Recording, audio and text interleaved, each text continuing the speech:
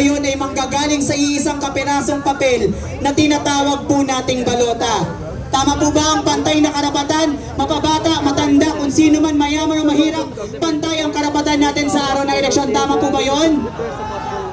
At sana po, pag dumating yung pagkakataong iyon, yung pagbibigay po sa atin ng pantay na karapatan, huwag nating sayangin yung pagkakataon upang mamili ng totoong kandidato na dapat nating tulungan at suportahan. Tama po ba?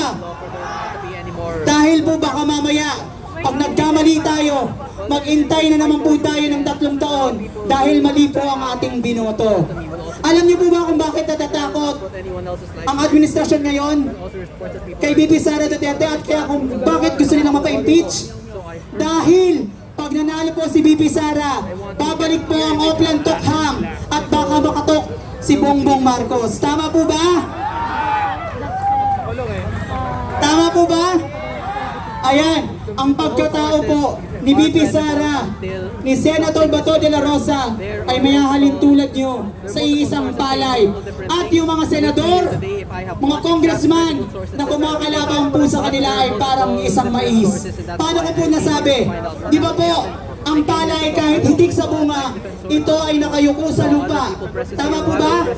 At ang mais ay kahit hitik sa bunga, ito ay nakatingala sa langit. Tama po?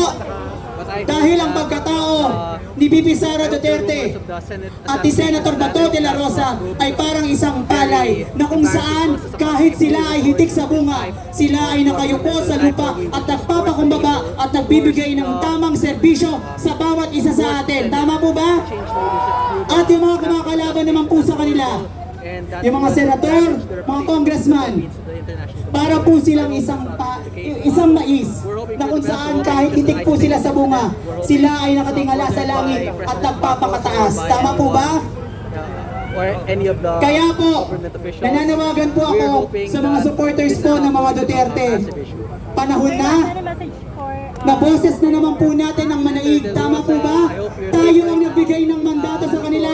Tayo ang nagbigay ng kapangyarihan sa kanila. Kaya tayo din ang may kapangyarihan para mawalan sila ng kapangyarihan. Tama po ba? Sino po ang dapat nating suportahan? Inday Sara Duterte lamang po. At syempre po, maraming salamat po. Mabuhay ang Pilipinas po.